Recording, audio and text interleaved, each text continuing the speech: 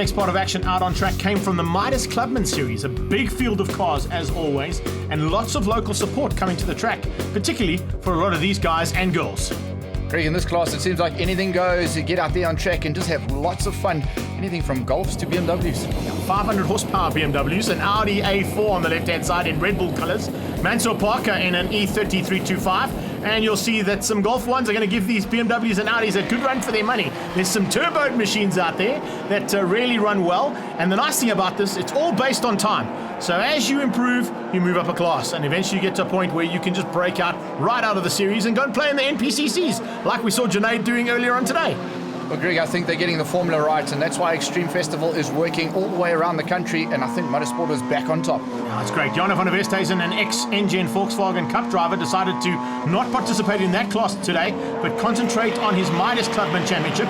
And so far, sitting in 6th place on the track, that's not a bad effort from him. As you can see a bit further back there, Gavin Surf in the Spur Golf, really going well, the Golf one. Mansour Parker now up to 3rd place, pushing pressure on, and whoa, just avoiding the spinning Audi. Well, the BMW there, good evasive action, and there's the result of that spinning Audi. Created a whole bunch of smoke on the side of the track to add to the big fire that's on the side. Up in the front, Junaid Slamang, and we recognise that car. He competes in another class as well, so up here in the Clubman class, up in the front, I'm sure he's enjoying that. Mansour Parker under pressure now from the Golf 1s and from Jonne van der Westhuizen. You can see just how hard those guys are driving. A bit further back, as you said, anything goes, even Alpha GTVs.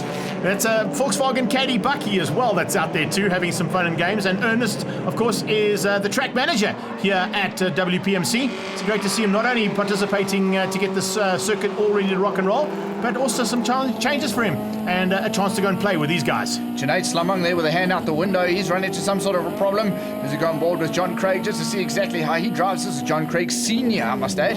And there we go, making a pass, so good driving. Yeah, he's also a good rider. Spends a lot of time in the ATAR. Speaking of good drivers, let's catch up with some of the Midas Clubman boys. Pretty much, I think Clubmans is one of the most exciting formulas at the Western Province Motor Club. It's good. I mean, we get to drive cars that we like.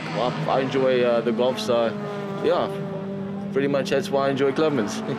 Yeah, no, we got the kids to paint the car. It's just for fun. I'm sure it looks great. The front end of the field looks like Clint Renard has now taken the lead. We're on board with Barcy Berger, and looks like he's having some fun and games of his own as he heads down towards Cape Town corner.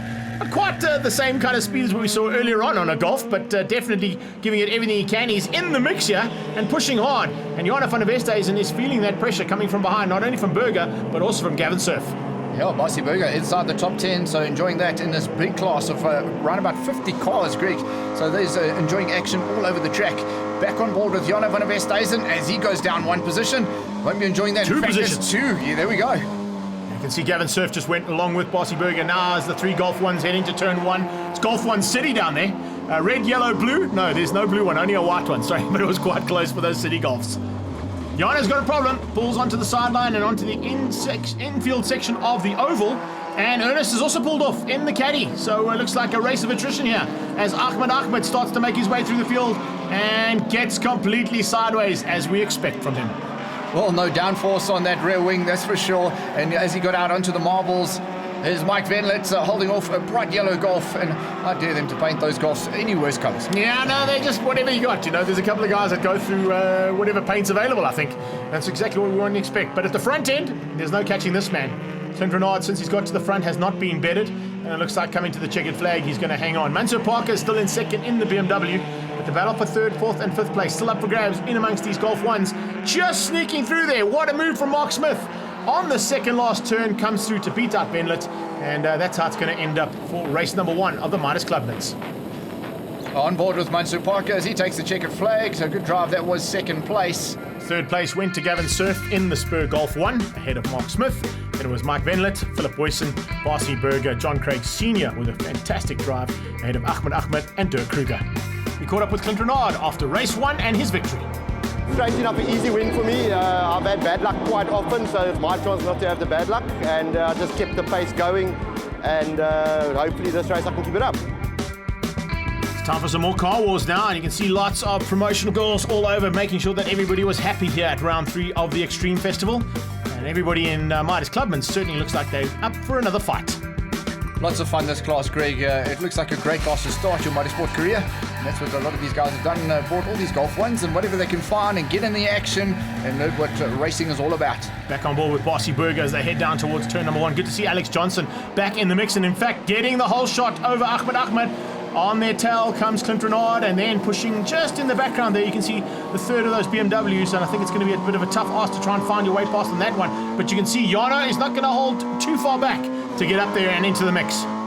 Good driving there from Jano van der Westhuizen, but Alex Johnson trying to redeem himself after that little off-track excursion in race 1, up through to the front, and a good place to be in this kamikaze class for sure. Yeah, just find a spot and just hang on to it. Hold your line racing is what it's all about, I think, at the initial parts of this race. And once you get it all sorted out, little packs will start to form. You'll see there'll be bunches of cars that are pretty evenly matched in terms of lap times, and that's where the dicing will happen. Looks like a little bunch starting to form up in the front. The top 3 there, Alex Johnson, Donnie van Niekerk and Mansour Parker, the winner of Heat 1, also in the action. Look at how hard they are pushing a little bit further back there. You can see all the way through the field, not one lift through Malmesbury. Great to see such dedication and commitment. And at the front end, the Wingfield Motors car of Donnie van Niekerk putting the pressure onto that Red Bull Audi, but Alex Johnson, wily old character when it comes to this form of racing. So expect to see him hanging on. Now that we don't have Ahmed at the front end, I think he might be able to not be concerned, as we see a bit of action here between a Mark 1 Ford Escort and some Golf 1s. There's Ahmed, and lots of smoke pouring out from that car. Oh, we caught up with Alex Johnson and Mike Finlett to find out why they race the Clubman class. Well, my dad's been racing for 11 years now. I've been at the track since I was a kid, and it's always been something that I really wanted to do. And Clubmans is a great bunch of guys. That's why I kind of wanted to join Clubmans. And I've always been into motorsport. That's why I'm racing. Basically, it's the cheapest form of racing. You can up your power to assist your lack of driving ability. And there's a variety of cars. And basically, in Clubmans, there's one heck of a spirit amongst the guys. We all help each other. Clint, who one, works on my car, and he fixes it. So although we compete on the track, we're huge buddies in the garages. Now those all end once the flag drops, though, as you can see. There's no holds barred now, and the friendships have ended until the checkered flag comes out and you meet them back at the clubhouse a bit later on. Speaking of action, well, down into turn 5 Cape Town corner, 3 Golf 1s, we saw it earlier on. C7 is Mark Smith. He's just keeping Venlet at bay for now, but they've lost a little bit of ground. Then back to the Mark 1 Ford Escort versus some of the Golfs a bit further back there. And you can see just in there as well as one of our lady drivers in a Renault Laguna. That's impressive stuff. Oh, Jetta 2 off the track and headed into turn 1's tyre wall. That's the second car that's gone off there. And I think yellow flags will be waving there for the rest of this race. Mike Venlet there, really putting a pedal to the metal and hoping to catch up to the cars in front of him. We're back on board with Jano van der Westhuizen, and this is what racing in the Clubman class is all about, getting close together with your buddies so you can have a good chat about it in the pub afterwards. And well, they're holding nothing back, like you said, in the middle of the race. Once the helmet goes on, that switches on, and it's all about racing.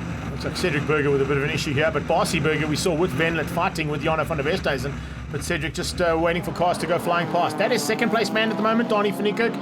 And I don't think he's going to catch Alex Johnson. Even though there's some back markers that are going to come into play, I don't think they're going to be too worried about it. These guys are going to be worried about it. There's no doubt about it, because you can see just how hard they're having to work. The third BMW on track there, that is Philip Boyson. He is all over the back of Jano van der Westhuizen. Bossy Burger trying to get past on him. Venlet sneaks on his inside, and it's just every man for himself for these final top 10 honours. Putting himself all over the track is Mike Venlet. It's a great little battle to watch. Wow, getting sideways. That's the man in second place, Donnie van Niekerk. Wow, how does he hold on to that? He's obviously done some drifting practice in his life. So good driving there in second place, and will finish in second, just behind Alex Johnson. Johnson takes the checkered flag. Yes, indeed. Donnie van Niekerk getting a little bit sideways. A bit of showboating, I think. That's what it's all about, too. Parker comes through for third ahead of Gavin Cerf and Mark Smith. Jano van der Westhuizen, Boyson, Burger, Venlet, and Lesieur.